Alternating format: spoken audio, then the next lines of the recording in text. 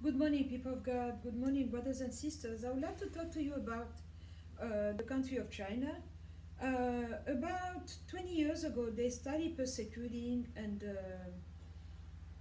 chasing this sect called Falun Gong. Google them. They have a belief system that is deemed illegal by the government in place. They eat they have a very good way of eating, and that is for their spiritual values. But on the other hand, also, they are being persecuted because of that, because they are clean, therefore, they are the best the best group from which organs can be harvested. And I've watched many documentaries talking about that and the way the government is beating them up and rounding them, putting them in jails, and many are never seen again. I heard about stories where a living person, breathing and conscious, can be tied up on a table, and they open up your belly and start harvesting organs to go transplant to someone else who has money, who can pay. And that's not a good thing. That's a murder, and that's spilling innocent blood. That's what they do to Falun Gong followers. And then they started persecuting the Church of Christ, beating up pastors that they needed to recant their belief system, that they need to deny Christ, and that they will let them go. Many pastors were put in jail, many assemblies were shut down, many churches were just shut down, and as we speak, there is only one Christian church that is deemed legal in the country, and that's the Catholic Church. And all other churches are called illegal by the government. So they start fighting and beating up pastors, arresting believers, and then taking their Bibles away and replace them with a version that is approved by the communist government in place. So they are destroying the cross. They don't want to see the cross in the country. When you're a Christian, you are not treated well, your human rights are not respected. But we all know that when the body of Christ is attacked in that manner, the light of God becomes greater, and on the other hand, greater on his children and his believers, but he will remove his hand from the country also.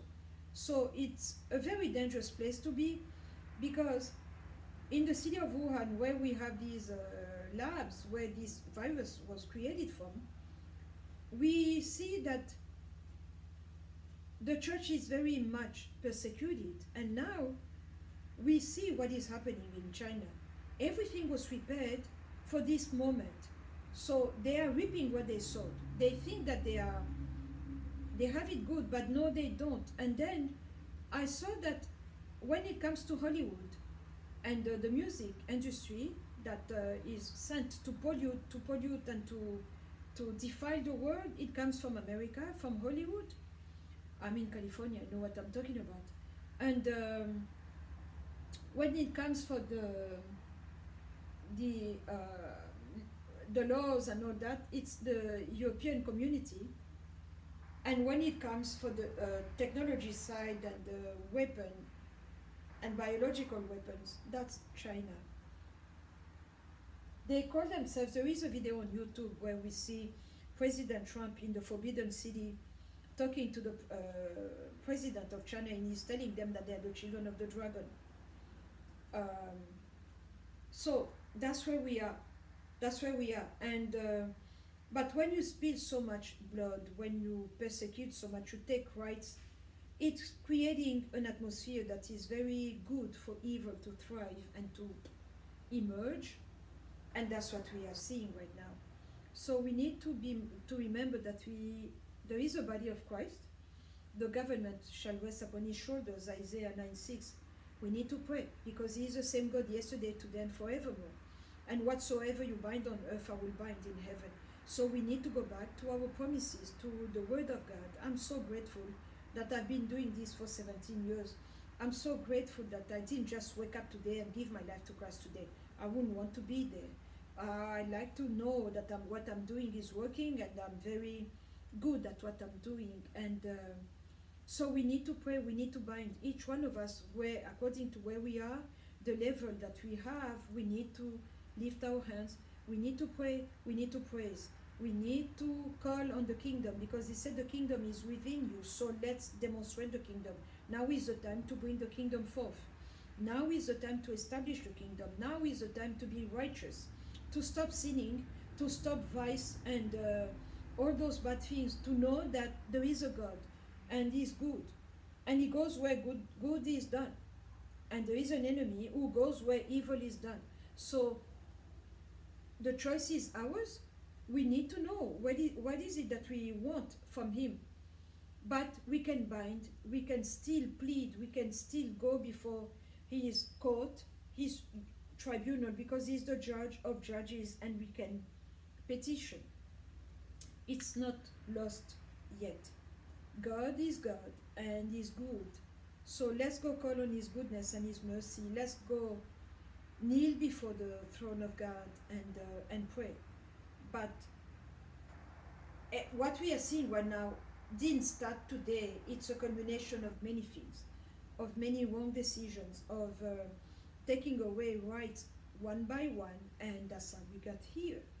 And so we need to know what is it that we are doing. We need to know who is our God, and our hope must rest in him, because he said, I will not leave you nor forsake you.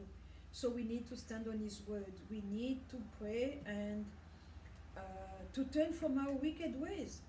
We need to go back to God the right way and pray. Actually, we are going to see a big revival. People are going to come to God.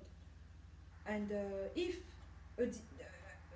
all this trouble, that's what it takes for people to believe and to go back to God. All I know is that we can plead, we can petition, and let's put our trust in God. That's where I am, and that's what I intend to do. But I've been seeing China under another eye, these bat soup, roasting dogs, doing this, eating rats.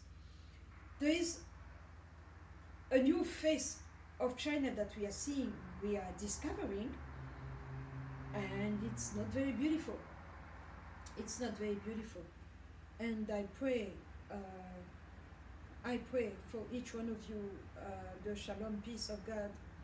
I pray for his goodness and his mercy. And let's keep looking up.